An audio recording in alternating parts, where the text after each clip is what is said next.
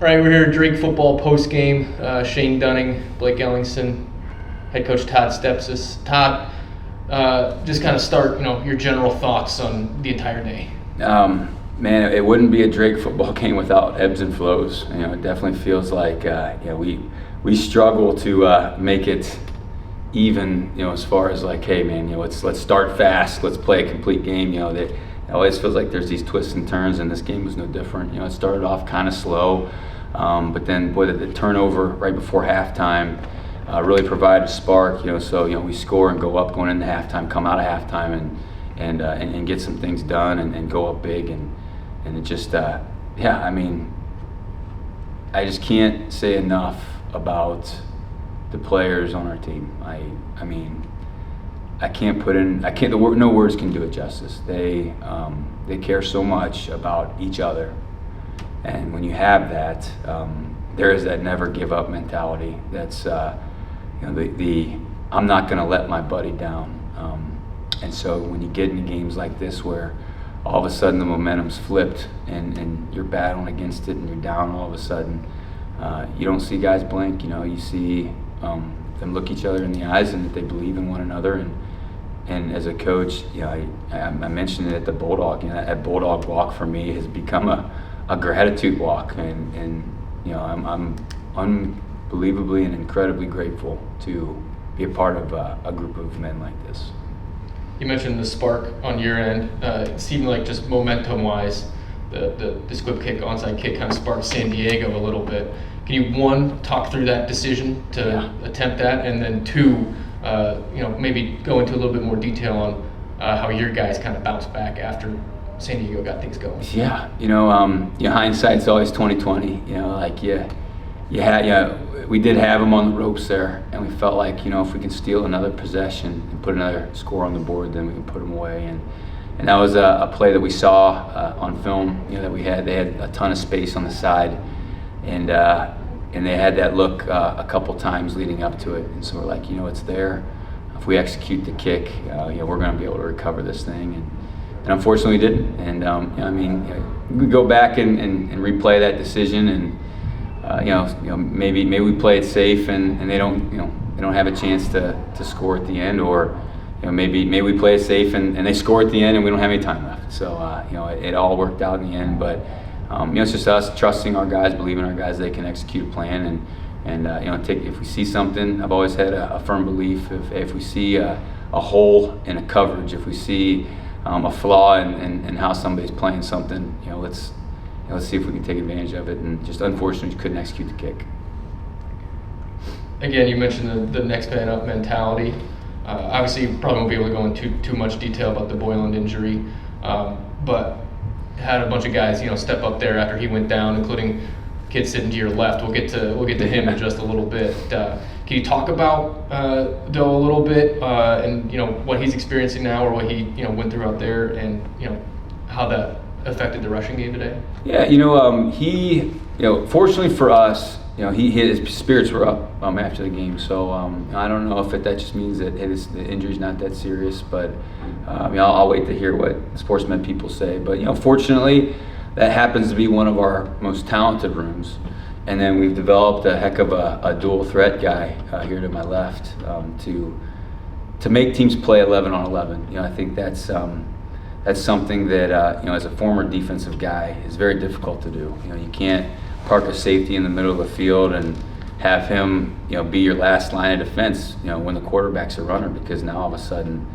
the one guy that they can't block is 25 yards down the middle of the field. And so when you can block everybody up and run away from people, if you have a guy like Blake that can run it and has the threat to throw it, it does open up some things for us. And in January, one activity we do as a coaching staff is that we rank our players. So offense, defense, he's always at the top of both. But hey, 1 to 40, who's our best player, second best player, third best player, and like Blake's in there in our top 11, top 12, top 13, and so. Boy, how can we get him on the field, man? We're wasting a talent, and it's a little unconventional, but I got to give, shout out to, I've seen, Montana State, who's one of the best teams in FCS, do it. North Dakota State, one of the best CFCS teams, do it, where if you got two quarterbacks that can help you win, and they have two kind of different skill sets, hey, let's design some things that will accentuate both of their positives. And I think, you can survive that way. And I mean, the run that Blake had was incredible. I mean, just has exactly what we needed at that point in time. And my face still hurts from smiling watching him run down the field away from everybody. I mean, it's one of those football memories that you never forget, and I won't ever forget that one. And Blake, we'll turn to you now. Obviously, Coach, hit on it, so it would be disrespectful to call you a gadget player, but obviously you sit behind Luke, a prolific passer, and you come in more of the running scenarios and situations like that. And not only the 41-yard touchdown run, had another 20-plus yard run today. So what kind of is your mentality, when you're entering on the field and, a more limited capacity, and, what kind of pride do you take in, honing those skills and perfecting it? Yeah, I just got to give all my credit to the line up front, the running backs and receivers blocking for me down the field. I mean, that play, that long touchdown would have not happened if it wasn't for Davion kicking that backer out. So, and the coaches do a great job week in, week out, telling me where to look, what I'm reading. So, game plan is perfect in my opinion. I just go out there with all the confidence in the world. And we'll turn to Shane now. Obviously, the reigning PFL Special Teams Player of the Year. You could just say, been there, done that. So, how does a situation like today, where things didn't go perfectly in the second half, like Coach had talked about, things could be down, and but the team just stays with it and keeps working towards that goal, and it culminates in that last kick. How does that affect your psyche, throughout the game, and talk about your mindset there as you try it on the field? I mean, it's awesome just from a team perspective. Like, we were riding quite the high when we were up, and you face a little adversity and then you find yourself down.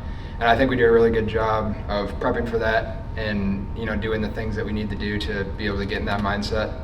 For me, I'm just trying to be as even keel as possible, not get too high, not get too low. Like, everything's just the same. And then ultimately, when it comes time the kick, it's like I've got a whole group of teammates that trust me, a coaching staff that trusts me. I got a guy who long snaps 24/7, 365 days of the year. He's committed himself to do that. I have a holder who comes in the summer to get kicks up with me, 6 a.m. in the morning. Like, it's just stuff like that, and there's no lack of confidence in that whole group. So ultimately, if everyone can do their job, then it's just on me, and I've trusted myself that I'm going to do that too. And Blake, what's everybody else thinking, on the sideline as Shane runs on the field? What kind of confidence does everybody feel in him? I mean, as soon as the other team iced him, called that timeout before he was about to kick it, everybody on the sideline was going, "You can't ice a polar bear." So, I mean, if that doesn't show what we think of Shane, I mean, he's automatic. So we knew we won as soon as he was on the field. You got any hesitation in that situation, Coach? No shot. We had talked ahead of time because there was a breeze out there, and so we had chatted during pregame and then right before the game. I wrote down, okay, if we're heading this way, this is the yard line where we feel really good about it. If we're heading this way, this is the yard line I feel really good about. Up to this yard line, so we're actually closer than probably that Shane communicated with Coach McCord on what we thought was a possible kick in a high percentage play. So that's a great line. A polar bear, can't ice a polar bear, but shout out Hank Foley. It's we joke in the office all the time. We talk about recruiting daily, and our number one recruit for this year was him. So because he could have graduated, he could have graduated and made millions of dollars, because that's the type of guy he is, and he decided to come back one more time, and we're very grateful that he did. And so it's a lot of our ideas on WeFence, that's what we call it here. Shane has input, so I think that just goes to show you how much respect we have for him. Even down to we've never really recruited a true long snapper, and that was not my idea. That was part of you, part Barney. I mean, so I mean, just things that he brings to the table, like beyond the automatic of points that we know we have when we get past a certain yard line is immeasurable. Just can't say enough about Shane and the type of value he has to our team beyond the performance part of it. All right. Thanks, guys. All right. Good job, guys. Good job, fellas.